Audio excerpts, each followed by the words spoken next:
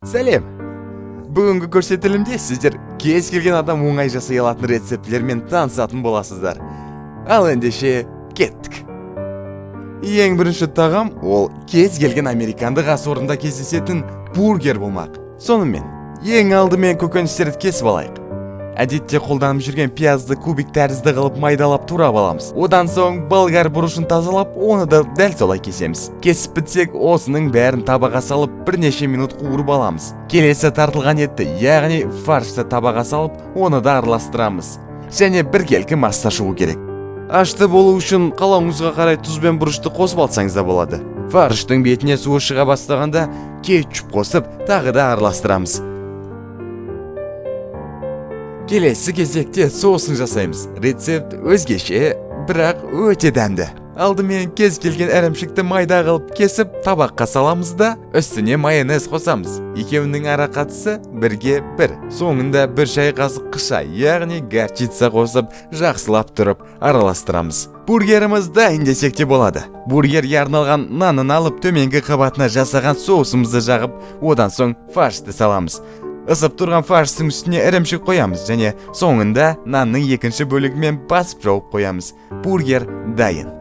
Бургерге ойыңыздағы кез келген нәрсені қосып жасап жеуге болады. Мұндағы басты идея котлеттің орнына фарш қолданып жасау.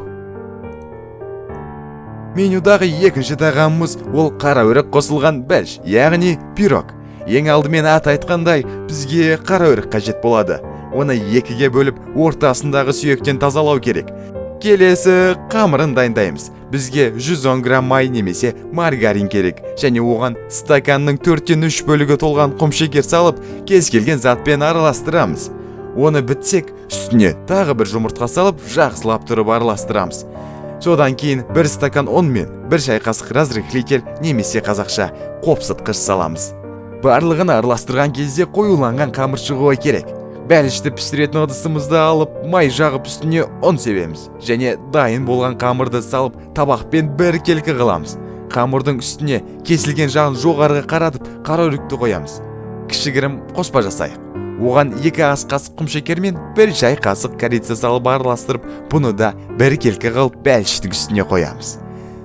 Дайын болған бәлішті алдын ала 180 градусқа дейін қыздырылған пештің ішіне салып, 40-45 минутқа қалдырамыз. Піскен соң үстіне қант ұнтағын сеуіп, жей берсеңіз болады. Асыңыз дәмді болсын. Құрметті көрермендер, сіздерге видео ұнады деген ойдамыз. Онда видеоның астына лайк басып, арнамызға тіркеле кетіңіздер. Және қасындағы қоңыраушаны да басуды ұмытпаңыздар. Себебі біз алда әлі талай қызықты видео шығаратын боламыз.